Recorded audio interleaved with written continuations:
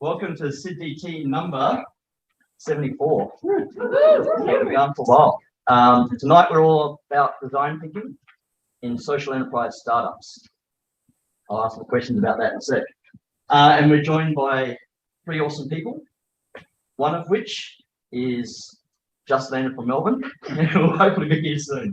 So Frances will be here soon, but we've got Naomi and we've got Andrew. But just to kick off, I want to acknowledge that we're on Gadigal country and pay my respects to elders past, present and emerging. So, as the organising team, Lucas is here, probably saw Kate downstairs, and Zoe's currently gallivanting around Europe. She'll be back soon. It's tough. And a big thanks to Thoughtworks for hosting and sponsoring us. So they've been a long-term sponsor since 2015. So a big thanks to Thoughtworks, and Kate is part of that. And tonight is also part of Spark Festival. So who knows what Spark Festival is? Australia's Festival of Innovation. Would you care to elaborate? With humans sharing good ideas. So if you don't know, go to sparkfestival.co. The opening night was last night. I'm a little bit croaky because I was at Frankie's till 4. So we had a good night.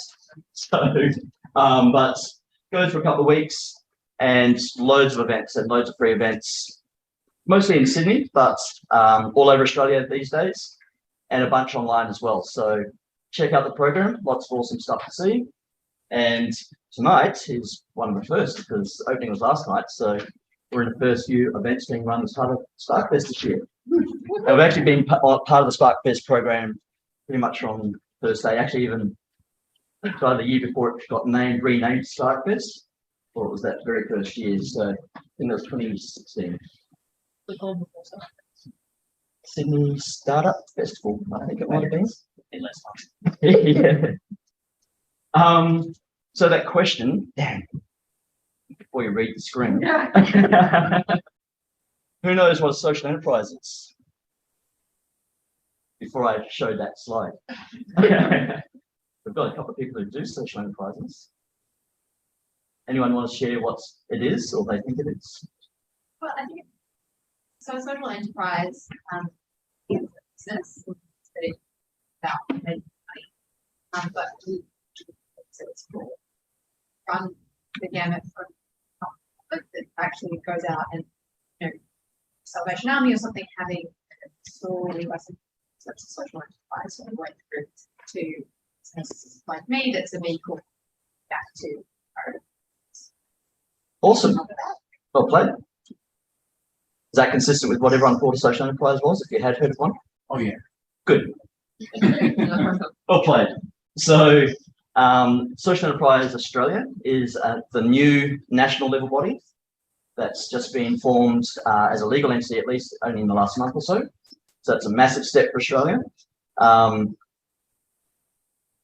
It feeds, well, all the other state and territory peak bodies feed up into Social Enterprise Australia. So I'll share a little bit about what we do in New South Wales and ACT in a moment.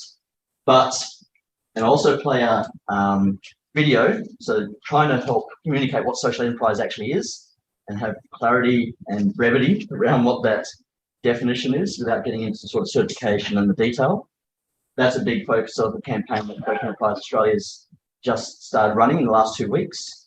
But the short version is it's a business for good. So as Naomi said, purpose, impact, that's why the entity exists, why the business exists, and it trades to deliver on that purpose. But the simple version is it's just a business for good. And so, big changes campaign video are the result of many small acts. Seemingly insignificant moments can stir the future and change the game for those to come. Small acts can pave the way for higher expectations. They can open doors that we thought were shut forever. Social enterprises are businesses that are carrying out thousands of small acts to make the world a better place, making it fairer, making it greener, and creating more inclusive workforces that put profit back into the greater good. Through thousands of small acts, social enterprises are changing the game, and they want you to play by getting involved to make social enterprise business as usual. Change the game. Switch to good.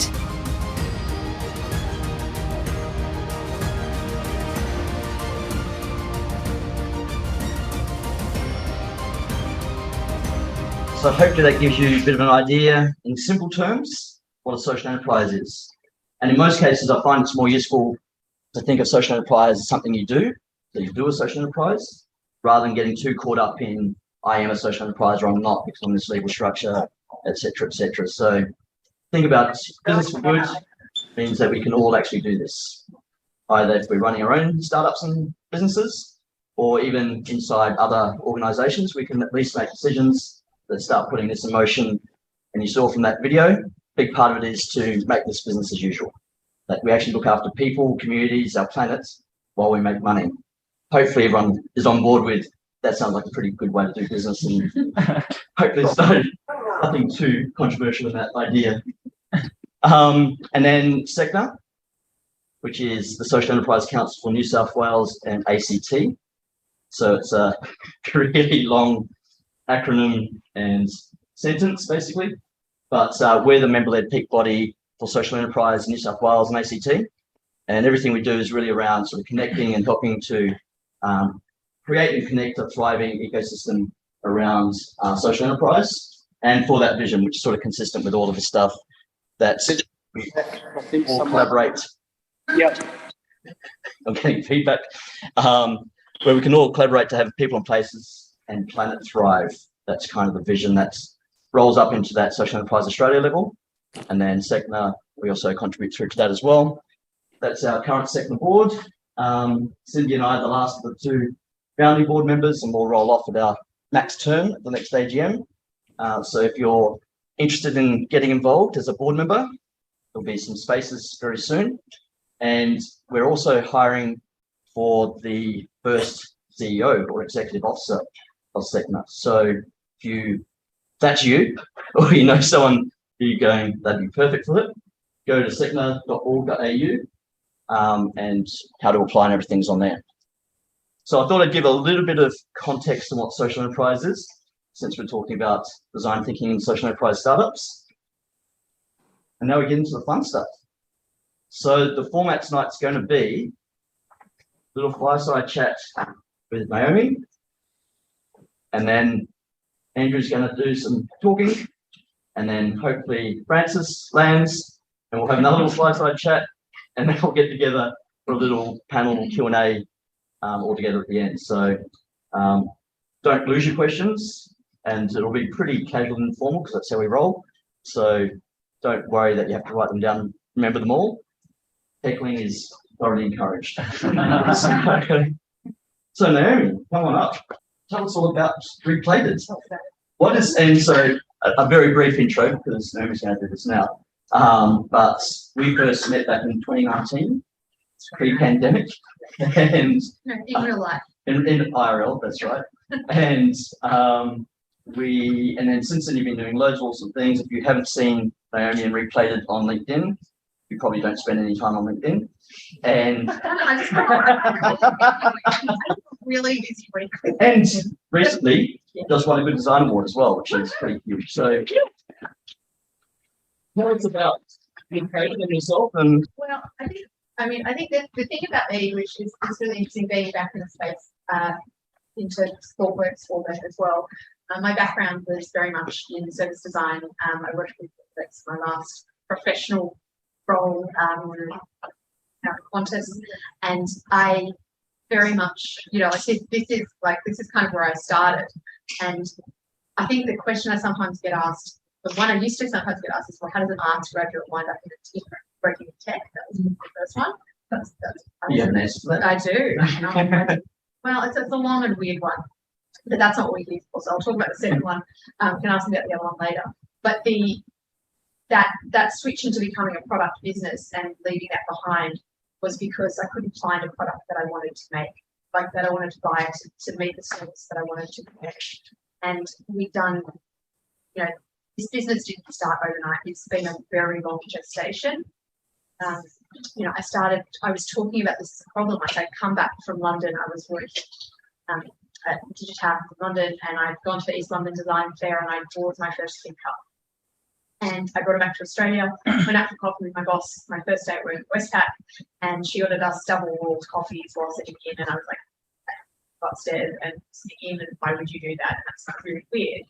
And so I was like, there was this attitude problem, and then there was some thing that I was doing every day, which was I was taking my tea cup to get my coffee, and I was going downstairs and getting my lunch in plastic, and then I was going back upstairs in my lunchtime, going down with my coffee cup and lunch. How are these doing food? Someone to do food, I'm like, someone has to do food.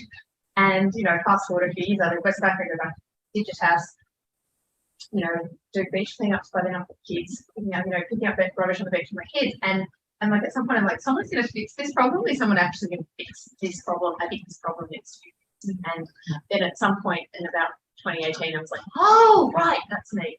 I haven't. I think they call it like so I wasn't really in marketing, but one of my friends called it a marketing midlife crisis, for the tech midlife crisis. And I was like, I really want to do something.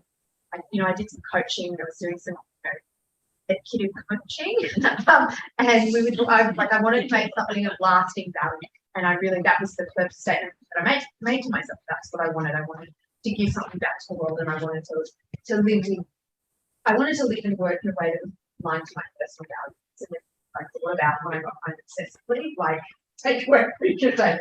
They still do. And so, you know, that's what got me there. And I've always sort of said, look, at some point we did all that I already knew how to do, but going and doing product design first, we kind of, I don't know if it's the smartest thing.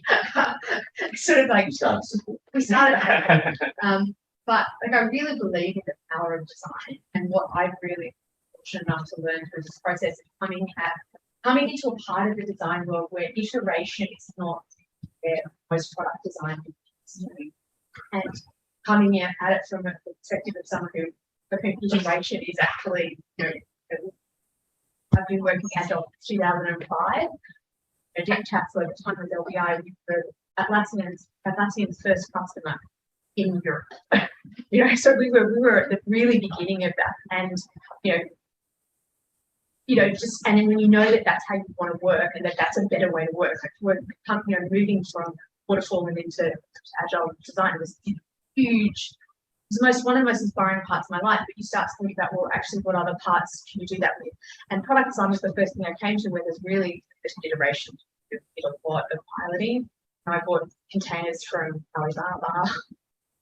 We couldn't find anything that this is what I want to work. This is the product, and it just didn't exist, which is why I designed our own container, and that was in itself a really insane process. And I am really proud of the Good Design Award. We got a gold. It was a really big one. It was a big one, and but a lot went into it. And it, I feel like I always say I've kind of had a master's in industrial design now.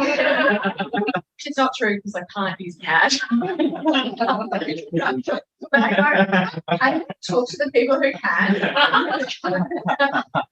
But no, like, I think, it's about believing in that design process, and also working with amazing designers. Like, I work with Bert, who are just extraordinary. I'm working with Defy now as well. And really just some of the stuff that Defy is doing is so incredible in terms of this idea of cradle to cradle and circularity, which is extremely important to me. But, they collect, they're taking collective waste and they're reprocessing it factory that they make it, which is really extraordinary. And the Good Design Award, the actual award, that's how they've made that, and it's a pretty amazing object to have in my home. And because I don't have an office, but to you wouldn't share that, would you? You keep that on the mend. It's really pretty. Sweet. And it's rainbow. Did everyone see the actual physical award for Good Design this year? That's pretty impressive. There's probably a picture on my Instagram that it's actually very large as well. But that design doesn't happen by accident. And I would say even behind that product, there's a lot of service design and design thinking to get to that product and all those values. Like, it had to be, the brief that we had was it had to be recycled materials. It had to be made in Australia. It had to be able to give it a next life. Those were the criteria that we set out to do. It had to be circular.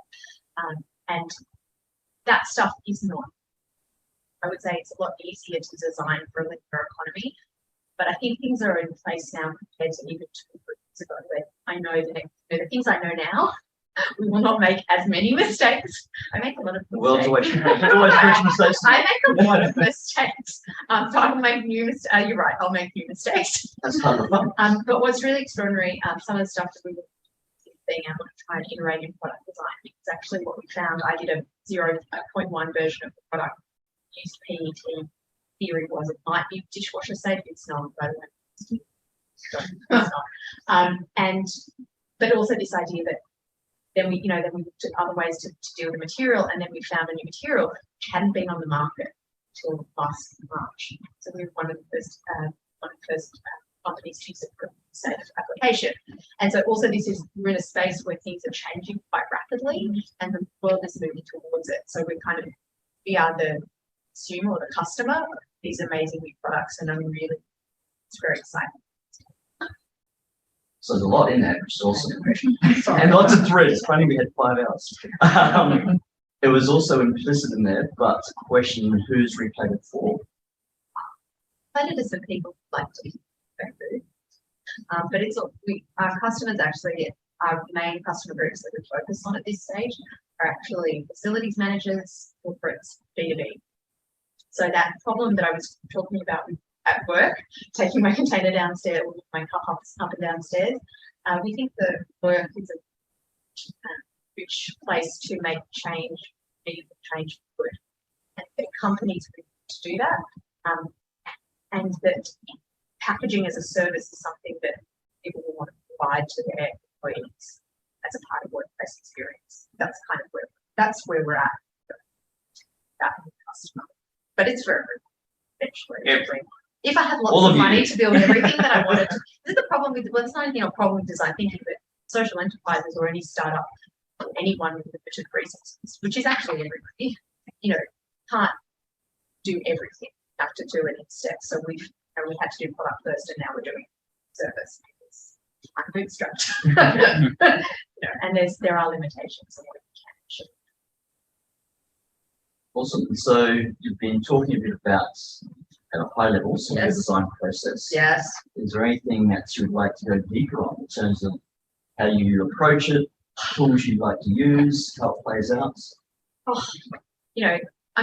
Customer research is really where everything's at. We've done everything. I literally, the first time we did research, I sat down at Barangaroo, spoke to every single food vendor about how many meals they were serving, what sizes they're most popular.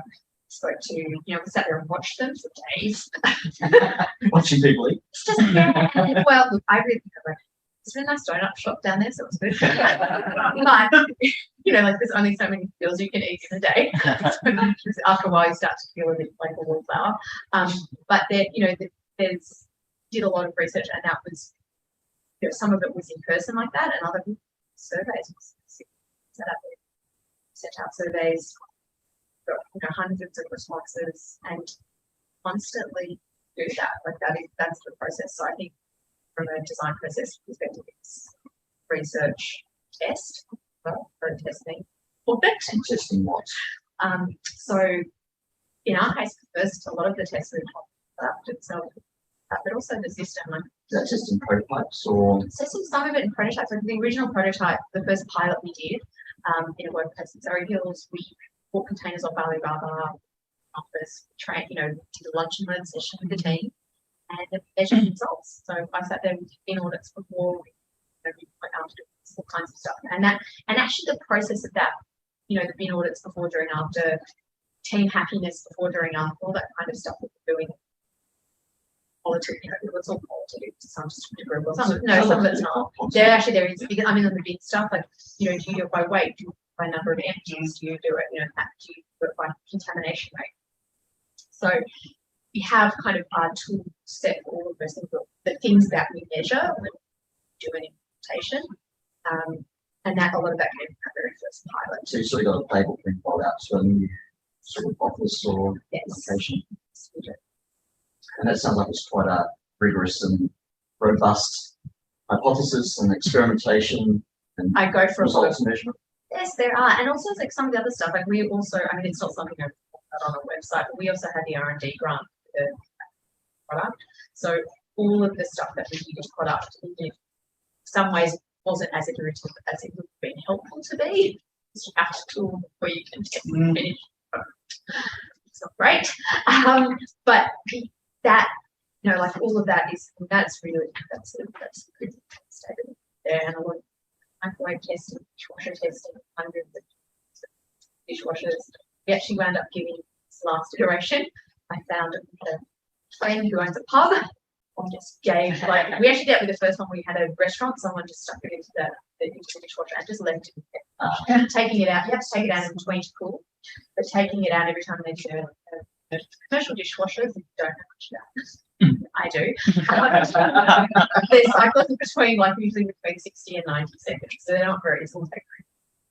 And so you chuck it in, you cool it down, you put it down. They're great.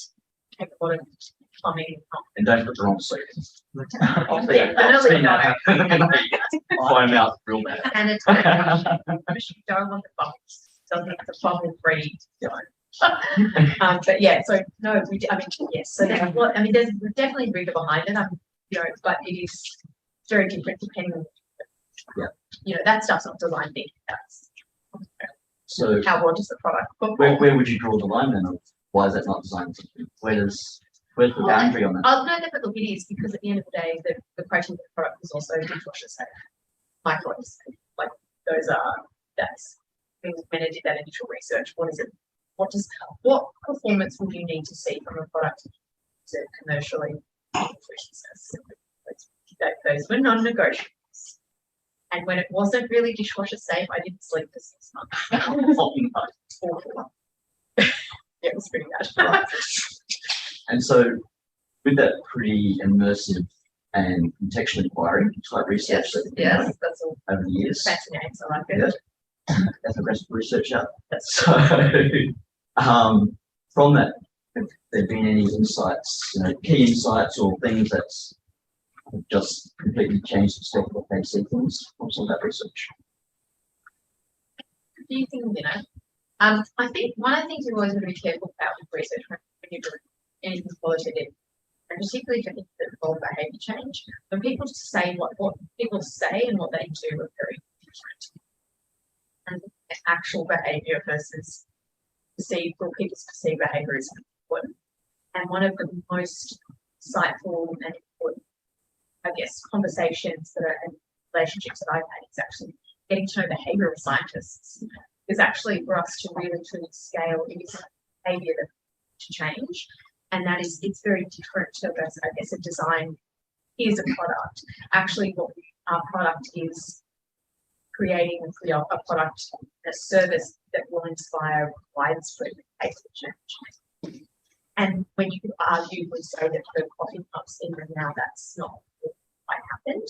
And it went back during the pandemic, like the people. Well, look, I mean, the people, we were lucky in a way because we haven't properly launched it then. I mean, it was pretty awful and disheartening. Nonetheless, have a very useful business through the last few years. But I think that, you know, we were kind of protected by not moving. But that idea of hygiene, how do you make them safe? And the thing I always say is, well, do you go to a restaurant and eat off the plates that other people ate off? Yes, I did. Like, well, you know, you'll be fine. Yeah. You know, and so I think there's a thing around like this idea of heightened awareness around hygiene, and balancing that with actually really like it's fine. So designing for behaviour change, and have you identified any sort of key triggers or prompts that then accelerate that journey or get part of it? So one of the other reasons we like the workplace is, I guess, that feeling of the, you know, peer group, and also people wanting to do their best and will do better at work, do things more readily than they might do in other places. So, you know, the workplace is not just because obviously from an income perspective, it's a better revenue model for us, obviously. So like there is that, and that, you know, like that's a practical one. But I think that actually if you want to inspire the HS change, an office is a great place to investigate it because it is a more closed environment and people behave to how they do. There's no one watching. Although now, You obviously, put a picture of your eyes up today. but I would also say though that what's interesting about what we're doing, the way that it plays into in this post-COVID world, is how that the relationship between that and return to work means for all of us and hybrid working, and how we fit to that. Awesome, we've got our full complement of speakers now. You can relax. Punish, had full confidence. And the other thing I'm always curious about is, and sort of talks, 6 months with no sleep when there's some product stuff not going as hoped, launching and being in the process of getting into market of the height of the pandemic. And that's some extremely intense side, but any startup at any time, any social enterprise, Yes. it's a long journey. Yes. There's a lot to learn, there's a lot of pain, usually. I would Always. say, yeah. Anyone who hasn't had pain, please Yeah. tell me Yeah. they're lying. Yes, denial. Yeah. They're lying. So through all of that, Yeah. and what you've already done and how you sort of move forward, how do you look after your well-being and your personal sustainability? And by that I mean all aspects, your physical, mental health, the financial health, relationship health. How do you keep all those things on there? Some kind of Okay, there's so many in there. it's all one thing. It's all well-being. Well, no, but that's actually it. One of the points about moving to a life where I felt like I was living in line with my values is that's part of how I feel happier. Yeah, that's a huge contributor to it. So when you, for me anyway, feeling like I'm doing the thing, something that I think is meaningful, gives me more energy, particularly when times are tough and they're tough times. But all of this came from having been I did a yoga teacher training back in 2007. I really was looking to leave, I guess, corporate life. I was looking for more meaning broadly. And so I was already doing yoga meditation. And I think that those are practices that I recommend, at least meditation, to anybody. Particularly if I'm not sleeping very long. But it's very helpful. And so I think there's physical practices, all emotional, mental, emotional, body ones that I do. I'm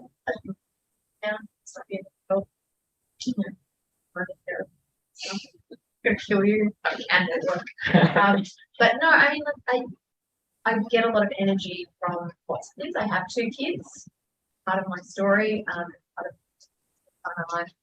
So making sure that I have time and being available for them is part of another part of why I left. So but then you have the other side, which is balancing having made yourself more available to all parts of your life, also then have less time to work. So then you work at night and then you don't sleep as well. So it's really that constant, tools off by 9 o'clock, TV off by 9 o'clock. Making sure that I'm getting exercise and water.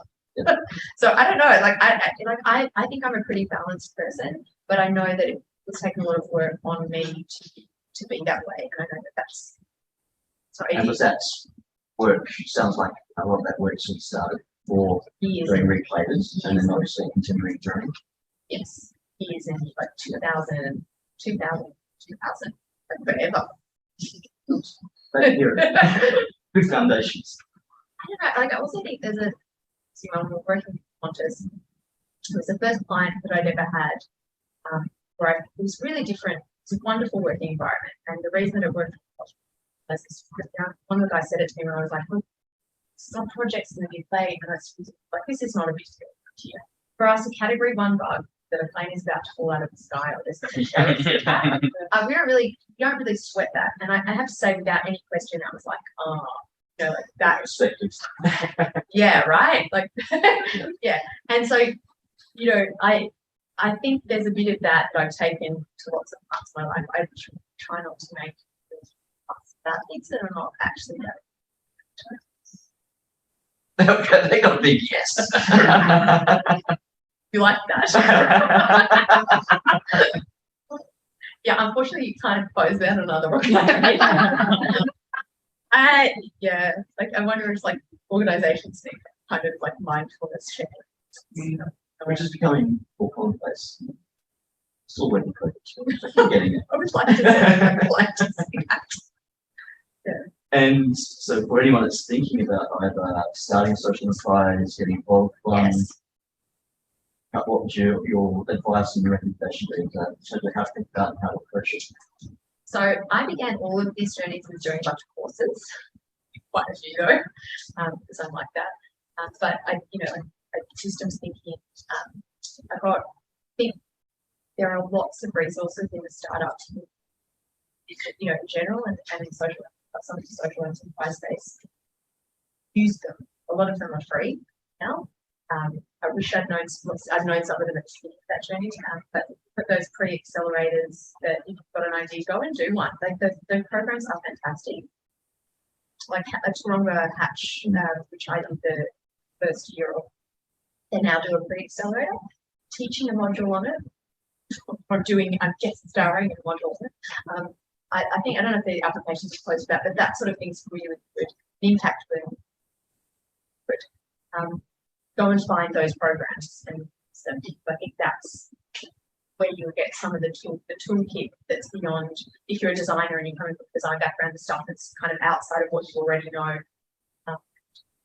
If you've got an idea, also just like, don't be afraid to go and do something with it, like test it out, go out and talk to people about it, don't hide it. Like I think because that talking about it, self-made startups say that. I'm someone also, someone said to me, it's like, well, like, what's an idea for? Like, really, like, do you know how much work it takes to actually make something happen? Like, anyone can have an idea. I have, at least one in the shower. And all the good ideas, but I have them. And, like an idea is fine, but it's the action that goes behind it. And that action is maybe not for everyone will be as long as it's taken, but, it takes a lot of work to get somewhere. So don't worry about it. Go talk to people. It's also that'll help you validate it. Like think of every conversation you have about your idea as a validation, and it's going to give information that will help define it. Awesome. And last question. Yes. Now, yeah. Is how can you get involved with rePlated? What's your call to action? And you are allowed product points, so that's value exchange. I normally do bring my products because it's a very intense session. It's been a very intense week. But follow us on Instagram, buy a container, become part of our network. If you know people in the facilities management space or big corporates who are customers for us, please introduce us. Like what Jeremy said. Or LinkedIn, actually. Yeah, I was going to say. We're also on LinkedIn and awesome. Thank you. We've got lots of questions. There wasn't much heckling. no. So any. There was only like preach going on. So please accept. Yeah, for some heckling. So we'll come back, as I mentioned at the end, for sort of Q&A. So definitely don't lose any questions that are on your mind. And I will hopefully slides back. And Andrew from Maslow. So I'm going to let Andrew share his story and look forward to it. Yeah, thanks, Andrew. Nice to see you all. When Ben asked me to be part of this session, thinking what could I possibly talk about to this audience at Thoughtworks that would be relevant, and I actually had a little bit of a spark moment myself. Thought that, hey, I've gone on the journey from being a avid design thinker to making my way into consulting and coming all the way back to social enterprises. And it's been a really weird journey. Learned a lot of things, and honestly, I've had to unlearn a hell of a lot of things as well. So I thought I'd share that journey with you. Now, I remember where the spark for design thinking happened for me about a decade ago. It started with credit where credit's due. These absolute legends. Just like Naomi was saying, getting your hands on a design thinking, and getting your hands on system thinking, and running some of those pre-accelerated courses. I binged those like crazy about 10 years ago. And I remember coming out of that with a little pencil case full of post-it notes and Sharpies just everywhere I went. And I'd just be rallying people together, being like, let's fix some problems together. That over and over and over again. I was full of excitement, absolutely loved it. And then things took a really dark turn. Accidentally became a management. So it started off pretty good. You know, you're using a lot of your methodologies. You're bringing executives down to the customer level. You're making people in the customer support team talk to a jaded executive for the first time ever through the proxy of post-it notes, but it's still happening. But I did see a lot of the things that I really knew and loved about customer centricity, human-centered design thinking, just get bastardized like crazy. There was another spark event for me that took me from consulting full circle back into social enterprise. It's a little bit more on the bittersweet side. So while I was consulting, a good friend of mine, he suffered one. This is Steve. He dived into a pool, a little bit shallow, hit his head on a step, and he was paralyzed from there. He went from living a really independent life where he was traveling, he was surfing, he was swimming, he was quite active, to requiring 7 days care.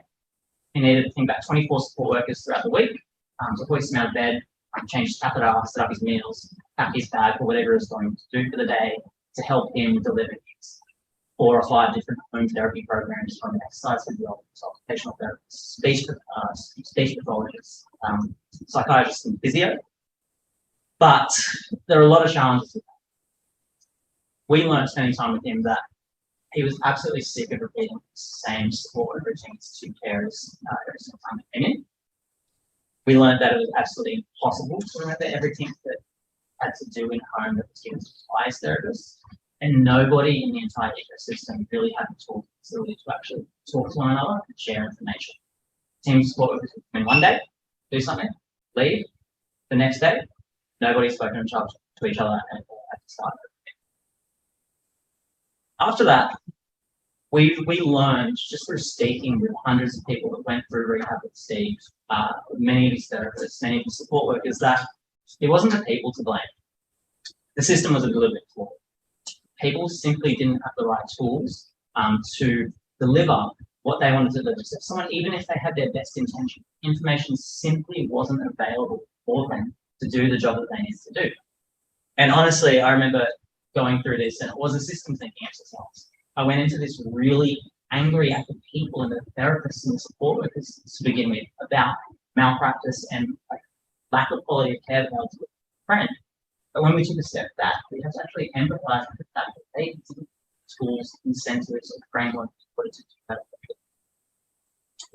So we brought together people that were connected to this problem. People who were family caregivers of someone living with a disability or an elderly parent that they were managing the care for, attention for. We brought together therapists, and we brought together other people to address this. And I know I make it sound really simple in hindsight. It wasn't.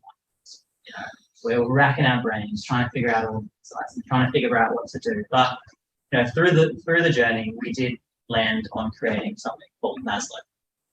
And what Maslow is, it's a mobile platform. It makes it easy for people with disabilities, the elderly, families that support them, to manage and deliver the best possible care. So as a family with Maslow, you can remotely access all the therapy programs from all of your different therapists. You can personalize that. It's your content, it's your data, and it's your dignity if you want it. And you can easily share it with every single support worker that comes in. We've got it to a point that it's really simple to use. It wasn't to start with, I guarantee you that. The family creates a profile, pops a QR code up at home, and then no matter which support worker comes in, scans it to check into that shift, and goes up. I can see everything you need to do that day, exactly how to do it. They leave their notes on it. Providers get the insights into the quality of care. Family gets updates into the time. So you could be remotely managing grandma who's able to stay at home and know for sure what the support works. Again, sounds simple now. Definitely didn't look like that to me. It has changed the way that people share. So we get the opportunity to speak to like dozens of customers and families every single day. I think, to be honest with you, my co-founder, Nick, he's probably spoken to the most families, support workers, therapists, and providers, anybody in Australia. But we hear stories every single day. Emma, for example, diagnosed with multiple sclerosis. She started having a deteriorating condition, needed support workers, and she said, I'm actually going to just get on top of this before it gets out of control. It used to take her weeks explaining everything over and over to them. Now using Maslow, it just takes 10 minutes to get, which is the thing that honestly keeps us going. So, what was the point of that? I deep dived into consulting after being really excited about learning design. Got a lot of that excitement stamped out of it. And as I went back into social enterprise, I had to unlearn a bunch of things that I learned in consulting in order to effectively run social enterprise. So what were they? Perfect slide deck or analysis? Not equal impact. I remember coming out of the gate as a consultant, starting Maslow and thinking, I can't wait to do a system thinking map, and I can't wait to run this methodology. We're going to build all of this. I'm going to do this analysis. And then at a certain point, we're like, oh, fuck. Just need to use that product.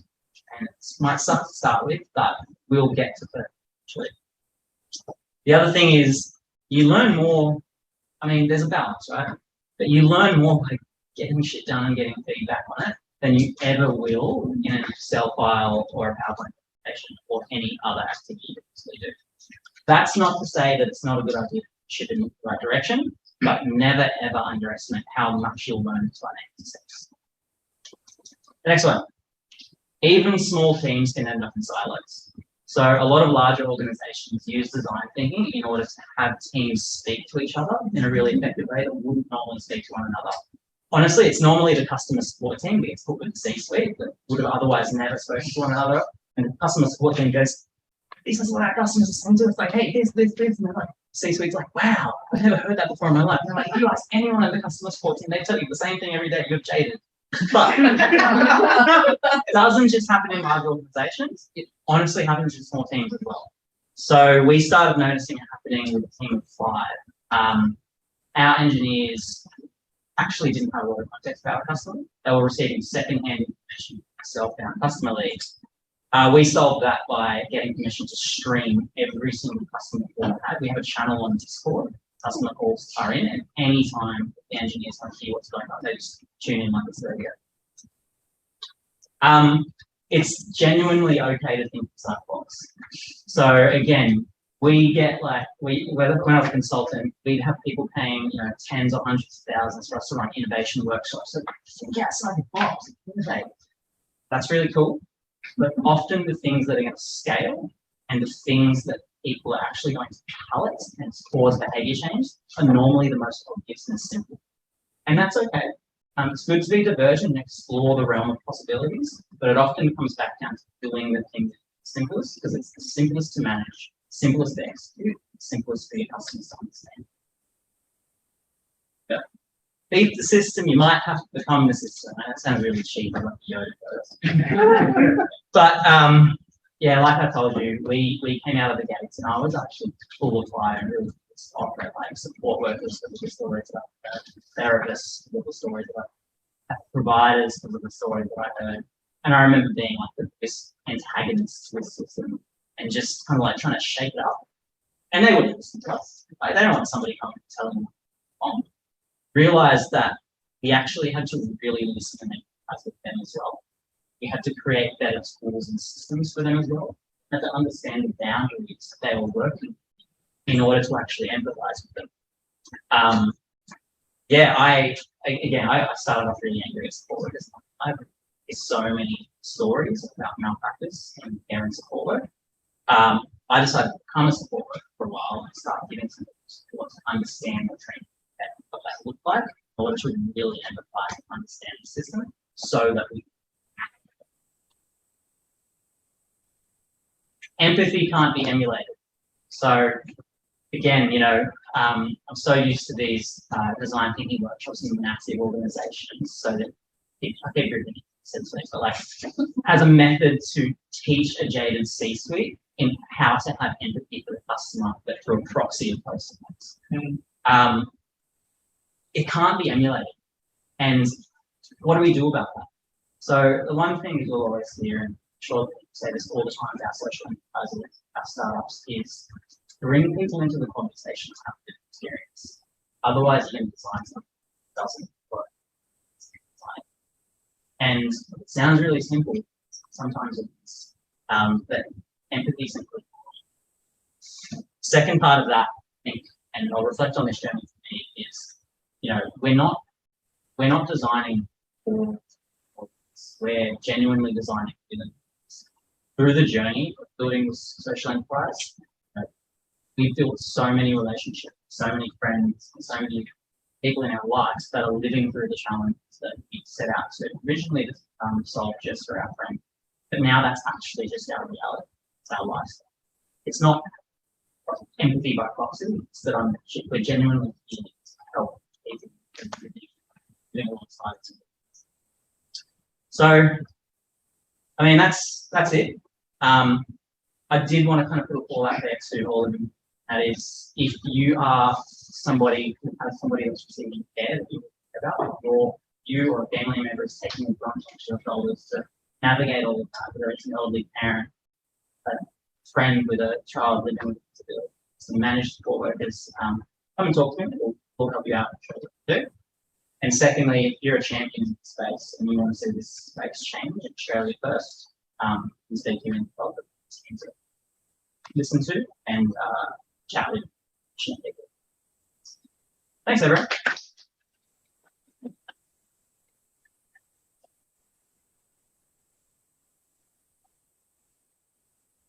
Perfect. Thank you.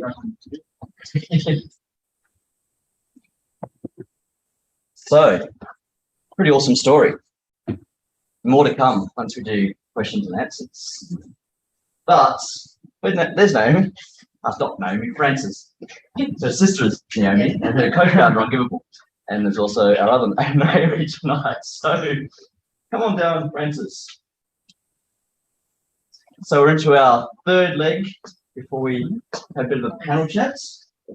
So, Frances from givvable. Hi everyone. What is givvable? Who's it for? What do you do? Okay, what do we do? Can you hear me up the back? Because I was up the back before and I was a little bit difficult to hear. So my name's Frances and I am the co-founder of givvable. And essentially we're a data platform and we help companies track and map the sustainability and ESG attributes of their suppliers. And this is incredibly important. Sustainability has been on the agenda for quite some time, but only really in the last 6 to 12 months have businesses realised how critically linked sustainability is to their suppliers and their supply chain. So this is all coming to the fore right now, and we're here to help them do that in an efficient way. So, and all through data and intelligence. Who knows what ESG is? One hand, a couple of waves. What is it? Environmental sustainability governance. Close. Yeah. So it is actually environmental, social, and governance. Yeah. When I present, I usually describe it as environmental, social, and human rights and governance because there is a tendency amongst the corporate community to associate the social piece to corporate social responsibility, which is sort of a concept that was more what 1990s, early 2000s concept. So just to remind, Still very prevalent. it is prevalent, but it's different to the S in ESG. So often to just remind everyone that we're talking about labour practices, human rights, social issues. I often refer to it as social and human rights. And how's Melbourne? Melbourne was wet, very wet and rainy. Apparently there's a massive storm coming through, so I was worried. But I made it. Yeah. But now that you mentioned Melbourne, I was actually in Melbourne because I was at a procurement and sourcing conference, and there were some economists that were speaking at this conference. It's quite important, I think, for the social enterprise community to understand the narrative that's being communicated back to corporate and government. At the moment, whilst we have been talking about sustainability and ESG over the last, say, 12, to me, it was like not very much longer than that, but, call it 12 to 24 months. The narrative at the moment is changing quite drastically. The conversation is about rising interest rates, inflation, a rising US dollar, and the priority at the moment is cost reduction. And so we're moving from a conversation around, engaging on ESG, spending with impact, with purpose, to something completely different. That they're not thinking about this right now because they're worried about how much everything is going to cost and what it means to the customer. I think it's quite an important conversation for this because one of the things that I'm really interested in is how social enterprises design sustainable business models. And that really should come first, and particularly with this narrative and what's on the horizon from an economic standpoint. It's really important that when you're thinking about building a social enterprise, that you build a financially sustainable social enterprise. Sorry, that was kind of the key message today. And we're definitely going to pull on that thread more. And so it might actually be part of this thread of what's the origin story. givvable? Yeah. So givvable is not my first rodeo in terms of tech and social enterprise, and Ben knows the story. I spent way too long working at a bank in financial services. And when I started my own family, I realized that banking didn't quite work with having a family. And I took the opportunity to just do all these things, all these ideas that I had when I was a banker and bored. And thought I might try and, see what it was like to build my own company. And I liked tech because tech is scalable. And the first thing that we did was a personalized digital children's book. And you could design your child, and it was all about losing shoes because I had young kids and I could never find their shoes. So I thought that's an awesome story. So we designed this book, and it was really awesome. We got a graphic designer that did sort of traditional pictures, and that was great. But then I realized I had to keep selling books, and I was from corporate. I didn't know how to sell to consumers, and it didn't really feel comfortable for me. And so that was the first thing that we did, and it did quite well, but it wasn't something that I felt like I had the core skill set to continue on. So we sort of parked that for a little bit. Then I have 3 kids, lots of birthday parties, and I was starting to get sick of buying birthday presents for everyone's kids. And then when it was my own child's birthday party, I just didn't know what to do with 25 birthday presents. And she didn't know what to do with 25 birthday presents either. She was bored by about the 3rd or 4th. So Except for the unwrapping process. except the perhaps. Yeah, I have a lot of gripes around that. Anyway, I thought this is silly. No one really wants to do this. There's got to be a better way. So I thought, what if everyone crowdfunded for one awesome present for the child, and anything over, so it had to deal with, well, what happens if you get more money? So anything over the amount of the cost of the item would go to a charity, or whatever the child or the family's choice was. Anyway, that was a hit, and I only designed it for myself because I wanted to solve my own problem.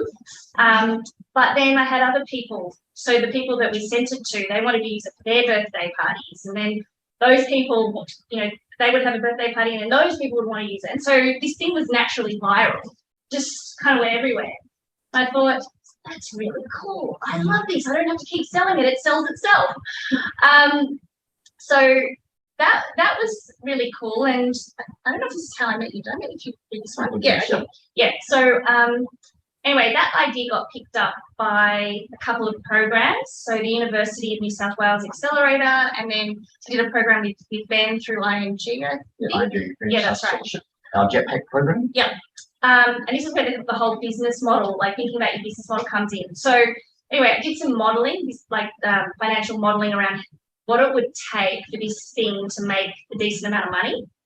And it was tens of thousands of birthdays, like just a huge amount. Like the volume was just enormous. And it was probably possible. But again, just I saw the numbers and I thought, gee whiz, that's a lot of marketing dollars to do that. And again, just wasn't my strength. And at the University of New South Wales, they wanted us to go through their flagship accelerator. And I said, we'd love to, but not with this idea. It's just, I don't have enough passion for this. I feel like the business model's a bit challenged. Happy to do your accelerator, but you're going to have to take a bit of a bet because I have no idea what we're going to pitch. So then that's when I started thinking more seriously about, okay, well, if I'm going to do this startup thing, what am I going to do? And I realized that I needed to do something that drew on my own skills. And I think it's really important when you're starting your own business. I knew corporate, I felt comfortable in B2B, and I had understood this concept of corporate social responsibility. And I thought, I really love that, but it's sitting outside of corporations. You know, it wasn't integrated in the way that a business sort of operated. And I thought, well, what if we could take this concept and build it into how businesses operate? They already have to spend. There are social enterprises out there. There are diverse suppliers out there that are, either owned or employing from underrepresented groups. What if they could apply this spending in a better way? That's kind of the seed of the idea. And that's what we pitched at the university back in 2019. And that And Dave, who is over there, is one of the mentors on 10X Founders as well. oh hi. Yeah, so that was the idea. And then we looked at the business model. Is this something that we could make work? And back then it was a very different business model, but it still had the early signs of it working. And now we've adjusted our business model, and it certainly works. We don't have to get a lot of clients for it to run. So you can see how the business model works. So yeah, that's so. But we're essentially a platform and SaaS. So SaaS is subscription as a service. It means that we charge corporates an annual rolling fee to access the platform or access the data on their suppliers. And that's in the tens of thousands or hundreds of thousands, depending on how many suppliers they want us to screen. And that works. We've then got another part of the platform which we haven't formally released yet because we're still testing it, but to make it accessible to smaller businesses, we've basically got a self-service platform where businesses can go on, they can look up their suppliers, they can invite their suppliers. If they're going through certification or some program themselves, they'll be able to look up their suppliers, check what they do, print it off, put it in Excel or whatever it is for the certification body, and it's accessible for them, and that's at a much lower cost. It's exactly the same data. So for us, it's not any more work. So that's another thing to think about. How can you leverage what you already do and create different business models of it? So that's really important that we create a core offering, but can deliver it in different ways. So as you've approached trying to work out what that business model is, how have you approached it? How have you got from going into 10X Founders, going, pivot this thing that's similar but different and then quite different? Yeah. How did you sort of go through that exploration discovery process to get to where you are now and how you sort of design and iterate the product? Yeah, it's a really good question because I remember sitting in your seat and listening to other people talk, and there'd be founders up here and go, "Oh, our first pricing is so embarrassing." Really? Ours is so embarrassing. Ours is really embarrassing. So I felt really bad about selling something that didn't exist. I don't know about you guys, but I just find that bizarre. Like, why would someone want to buy something that just doesn't exist? But we had to, because we had to prove that someone would pay for this. And everyone said to us, it doesn't matter how much they pay, as long as they put something on the table. So I went with some really clunky, just literally designs to a large corporate. I don't even know if I want to say how much I asked them to pay, but I will, just so you all know what it's like. But I said to this CEO of a massive corporate, fine. Cool, 1 month and then the price. Oh, no, like 12 months, but I need to show people that you're willing to pay for this. No, like, yeah, whatever, of course. So that's where we started. But then where it got really hard was trying to figure out what we should actually charge them. I had no idea what to charge. I was trying to find comparisons. There wasn't really a comparison that I could find. So really it was just testing. Like,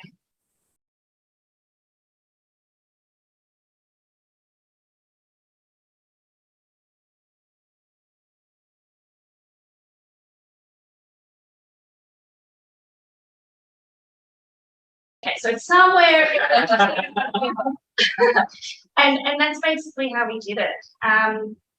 And there's all sorts of methodologies that you can use to try to figure out how much people will pay for something, but I think you just got to test. And that's just the reality of it. But lucky for us, we keep going up. So we still keep sort of gradually going up, and we keep trying to demonstrate value back to clients. And I think once you demonstrate value and passion, they want to work with you. So what is that value as perceived by your customers? So without trying to get too technical about what we do, the way we designed our product was we knew that we were doing something new, and we were dealing with a function within corporates that don't like change. So procurement and sourcing have set workflows. They don't want you to disrupt their workflow. I didn't know that because I'm not from procurement, so I didn't know that before coming into it, but I discovered it pretty quickly. So like, okay, we can't disrupt their workflow. They don't like change, and we've got something very new. How are we going to do this? So the way we pitched it is basically like, if you were to research even 50 suppliers and try to figure out what their sustainability actions or activities are, we're guessing it's probably going to take you at least a year to do that, because it's always changing. And we knew from a few people that they'd said that they tried to do it on about 40, and 2 years later, they were still like having to update it. So we knew it was a really long time for them to do this. So we said, guess what? I can turn this around in 4 hours for you. And they're just there going, and I said, and then we'll say, and you don't have to touch your existing process. You just get me the list of your suppliers. You don't even have to give me their proper legal name and business registration number. I can work on a brand name. Just give it to me and we'll show you back the data. And so early, we still do it now because it's a good lead magnet. We started off doing samples of 100 suppliers. That went down really quick. So now I'm like, it's 20, and if you come to me next week, it's probably going to be 10. So get it now. But we started to show them what we had, because we knew they'd never seen it before. And then we knew once they saw it, that they're probably going to want more.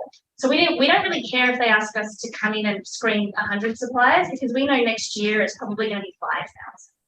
And that's the experience that we have, that they keep wanting to increase the scope of what we do for them. And that's the value that we provide.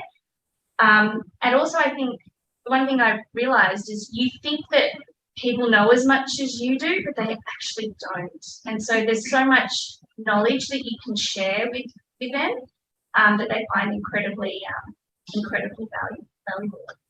Awesome. So there's a whole bunch of twists and turns in that journey and lots of learning. Yeah. What do you do when you feel stuck? I felt stuck a lot of times. You know, this conversation around ESG has been happening for so long. And as a startup, you need to move fast. You know, like you've got like this shelf life, and if you run out of money, like it's over. And so you got to try it's like this race. It's always this race. You got to try to get enough traction to get the next, like, you know, whether it be funding or grant or whatever the event might be, to keep going. And so you don't have the luxury of time, which like corporates do. So there's been a lot of times where I've been stuck just thinking, do people want, is this just an accident? Have we just accidentally found a few customers that like what we do or want what we do?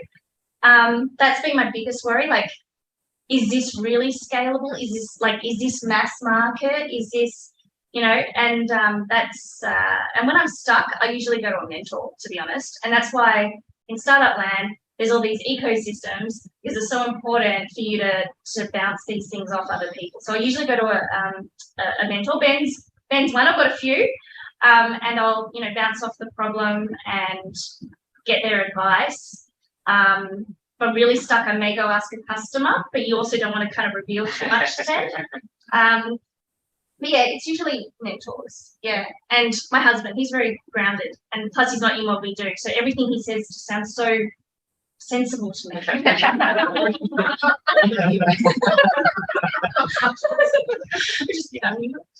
And so through all of that, and it's been for everyone challenging past 2 or 3 years. How do you look after your well-being and your personal sustainability, pay the bills, the business model you've been talking about, keep part of that, what we call it, but how do you look after your well-being and make sure that you've got the energy to keep persevering and pushing forward? I think what Naomi said, so I was obviously in corporate for a very long time. And when you do something that you feel incredibly passionate about, it gives you the energy to keep going. And that's why when it's so hard, you still keep going because you believe in what you do and you think it's important. And, I often get asked why I'm doing this, and I just think, I just think it's incredibly important, just for people and the planet and all the rest of it. And I've got 3 small kids that, I'm always thinking about. But if we can make this work, what an amazing legacy to have built this from scratch and to show other people what can be done. And that kind of keeps me going. From a well-being perspective, it's been hard. I do, suffer from bouts of anxiety, which I think I don't know if it's because I'm getting older it gets worse, or if it's just, I don't know, because it's just, startup world, but I do go through that, and it's for me it's exercise, for me it's my friends, getting different perspectives, people, not always sort of thinking about the worst case scenario. Like if you find yourself worst case scenario, thinking about that, like you just, I don't know, stop somehow. It's really bad. Things spiral out of control. But yeah, for me, it's probably just exercise and friends. Nice. And the final one before we invite Naomi and Andrew back up is how can people get involved in sports or do something with givvable? Yeah, so if maybe suppliers, probably, any business that is undergoing a sustainability or social impact journey should certainly register on our platform. It's entirely free for businesses. And a lead gen for them. And a lead gen, absolutely. So we're screening high volumes of suppliers for corporates. And if we know that business is doing something, they're getting on, I don't like to call it a good list and a bad list, but essentially they get on a good list. They're getting on a list that is going to the corporate to say this business is advancing our sustainability and ESG journey. So it is a good thing. They may not even know that that's happening, but it's happening. It's that they get that visibility. The other side of that is we're constantly being asked about, can you find us suppliers, or can we search your platform to find suppliers that have the attributes that we're looking for. So it's if you know businesses, definitely tell them to register on givvable. If you know corporates, always looking for customers. So always happy for an introduction. You got that 150 a month price still going? No.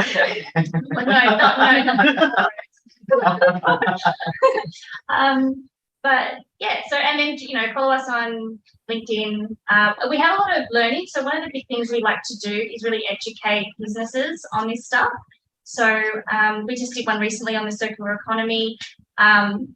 We've got thought pieces coming out on textiles, food and beverage, plastics, and e-waste, and we're doing that all the time. So even if you just want to learn about what buyers, like corporate buyers, wanting to know about their suppliers, it's definitely worthwhile just registering for our newsletter for that. Awesome. Yeah. Thank you. Thank you.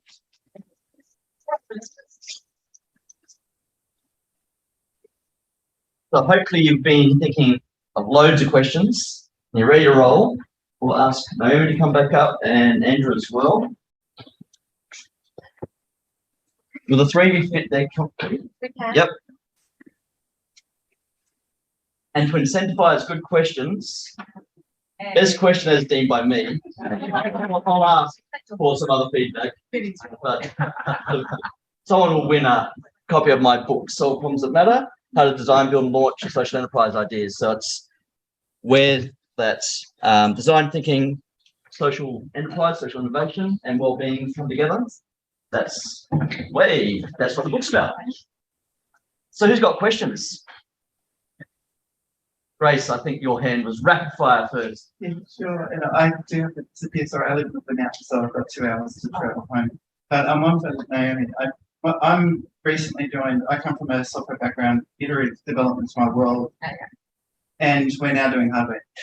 So yeah. And Are you going to say the brand, or you want to keep that off no, topic? no, I'm happy. I'm the chief information officer at What Watches, and we do Internet of Things-based energy monitoring. And so one of the things that I recently took over the hardware portfolio, and every single time I talk to a hardware developer, they're just like iterative design, they go away. And I'm just interested, you've singled that out a couple of times. What's been your journey to get from, oh, we can't do iterative design product, to now where you're feeling like starting? Look, you can do your design in hardware. So before I started rePlated, I didn't actually talk about that one. We tried to make Patchy the world's first smart collar design exclusively for cats, which came out of my head. And I apparently got into the top 10 for start make, but didn't actually make it. They didn't tell me that to the following year. And now I'm like, you still working at startup? I'm like, no.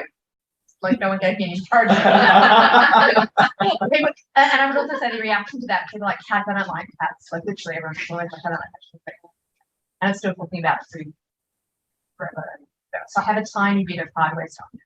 There is iteration that you do, but it's like some of the most interesting people that I've met are the ones that put cats together, physically together stuff. I met the guy who started when we founded this project actually, and it really like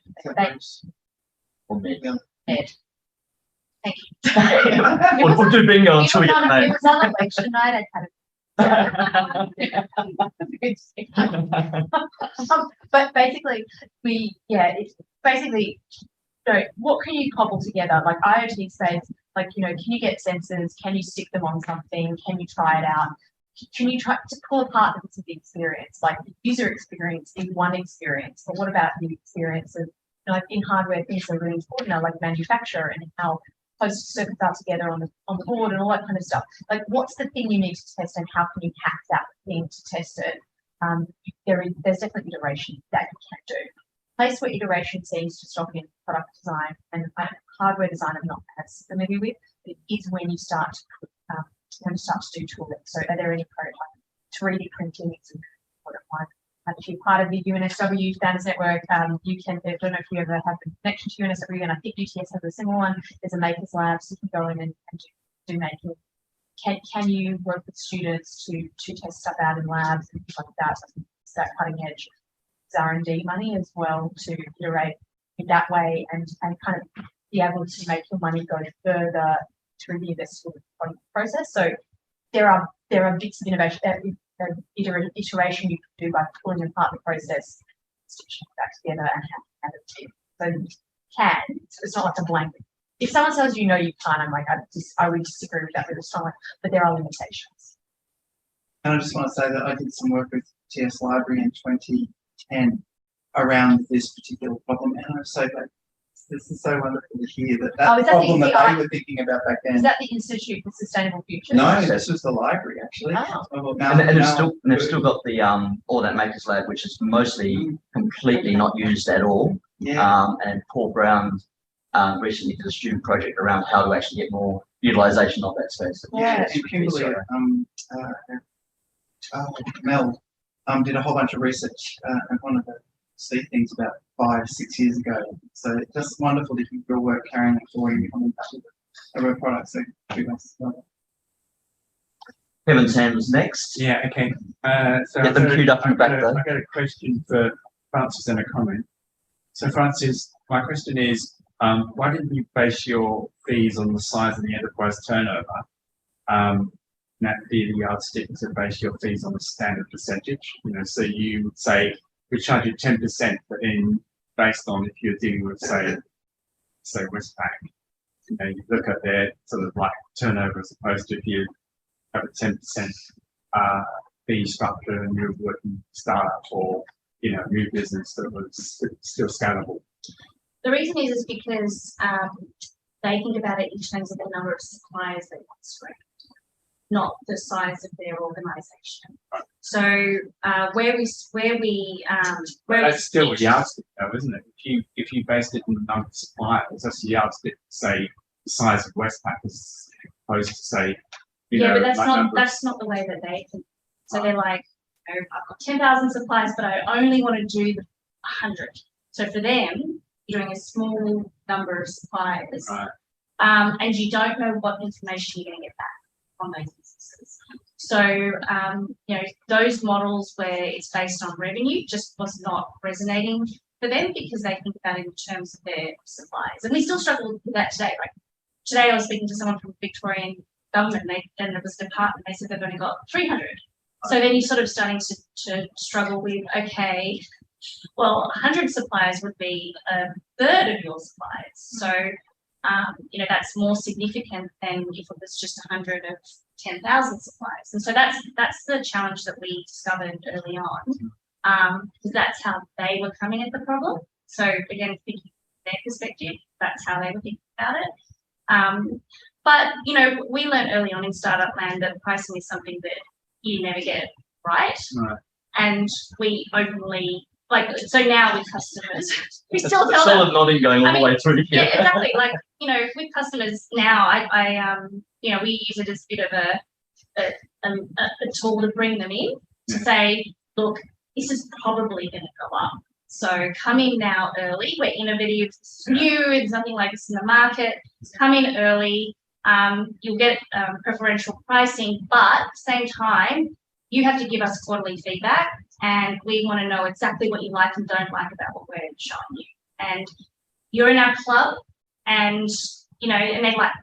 They like to feel like they're being, you know, given preferential treatment, and that they're part of some sort of. So eventually, would a subscription model work? Like, you know, say you go like, okay, feel that off you better deal if you just subscribe to our service over one period of time. Yeah, I mean, eventually that's where we will go. Yay. We will. I I got there in the end. Have you got the checkbook out as an Work out investor? my, There might be a round coming up. Yeah. So you can, work out my, mean, the thing you've got to, I think, you know, because we've had investors say, oh, you should be getting them, locking them into 5-year contracts, and it's like, look, they don't want to do a 5-year contract. This is they're testing just as much as we're testing. yeah. You know, they're just trying to see what's out there. They're probably running a whole heap of experiments internally, and we're one of them. And they're not going to lock into a 5-year contract. They're not going to even lock into a 3-year contract. Yeah. But, you know, we have now worked with customers for more than 2 years, and we roll it and we're increasing the price. But like, that's just something to be aware of. You're just as much as part of their experiment, particularly in corporate B2B, as it is in the reverse. and as you said, they don't like change. So once you're embedded, Yeah, well, they won't really want to get them rolling back you out. and we're a data platform, so they start to see data, and that's the other thing I liked about this business model. With data, they see data on their suppliers. They don't want to give that up, Absolutely. and so it makes the product really sticky. And then after that, I had a comment. My comment was that, Who's got the next one? am I right in assuming that, you know, your governance angle would be the most unique selling point to your customers, that, you know, like literally they need your service? Well, we like to think so. We tell them that all the time. But you know, it's not as like it makes, like, we think it seems obvious. Right. You guys have regulatory, you know, legal requirements. You've got pressures from your investors. Your customers are demanding these things, Totally. coming from all sorts of directions. Yeah. But that's not necessarily the way that they see it. Like I said before today, I was, you know, I'm a realist, but I was still shocked at the conversation around cost reduction. Right. And you know, I think, It blows the governance out of the water. you know, yeah, it's in terms of priorities, it was about 5 key priorities. Yeah. Sustainability and ESG was about 4 out of 5, whereas 6 months ago would be number 1. Yeah. So that's how quickly it changes when you've got things like Yeah. high interest rates, inflation, you know, the Aussie dollar getting slammed, and a lot of imports coming from, you know, offshore. Governance goes west. Thanks anyway. Next question. Yeah, I've got a Thanks, question, Kevin. Naomi. I'm really inspired by how you said, like, how come no one's looking into reusable plates? Oh, that person's me. How did you get conviction to go, yeah, this is the thing that I'm going to quit my full-time gig for and go, this is it. I'm going to go full throttle at this. Well, it's a couple of things. I was actually already working part-time. I'd had my children at that point. There's a whole bunch of other stuff that I never talk about publicly behind that. But it definitely has to do with being wildly young. So as a senior executive, mother in an organisation.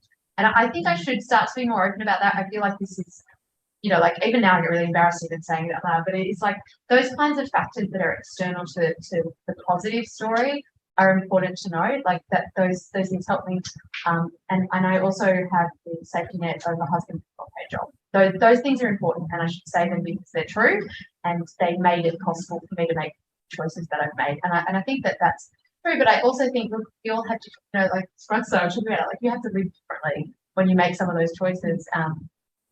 And I'm very fortunate, and I'm aware of that privilege, and I'm very grateful for it. But having said that, I also took it in smaller steps than that. Like I was, you know, I didn't jump in and start the startup. I did a lot of research first. It took a long time to think about it, to get it to the point of incorporation, and to have done all of that testing well before I did it.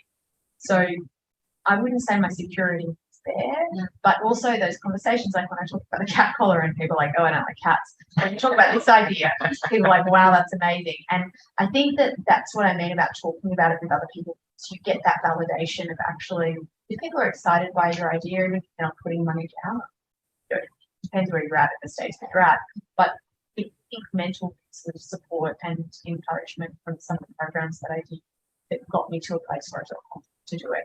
And there's lots of ways you can do that while maintaining employment. That's a choice you need to make for yourself. Absolutely, I think there are ways to do it, but it's going to probably the reality is you will be working hard, and you do that anyway with a startup. So it's just preparing you for the future.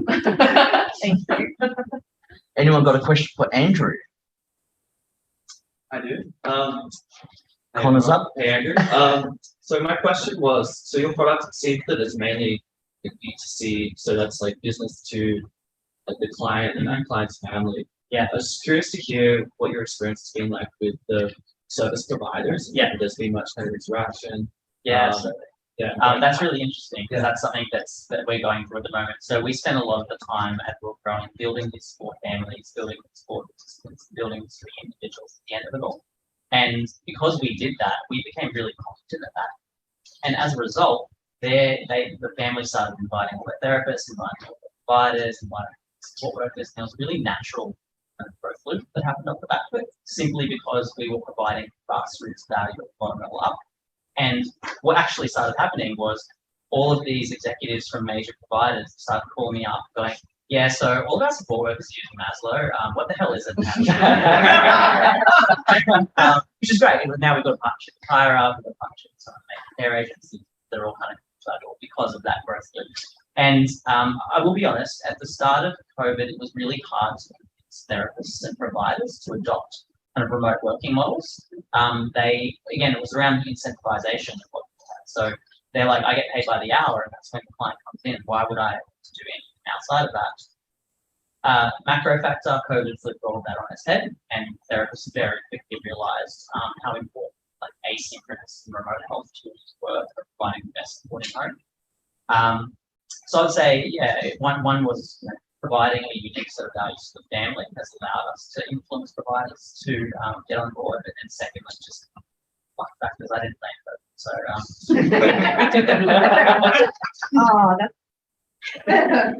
Great. And unfortunately, we have to call it time there. I'm sure we could keep going for hours. The good news is conversation will continue at the pub. So we'll go across to the Occidental, directly across the road. It's not an awesome pub, but it's a close one. It's the best close pub there is. And please join me in thanking Frances and Drew.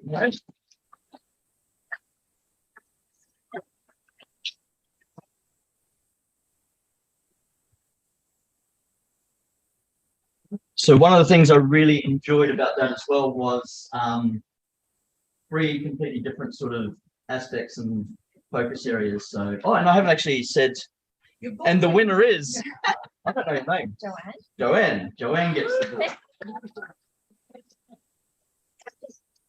One good question, and two, if you're on that journey of thinking what might it be, I believe that will probably be. Yeah. And Frances wrote a nice comment for me on the back.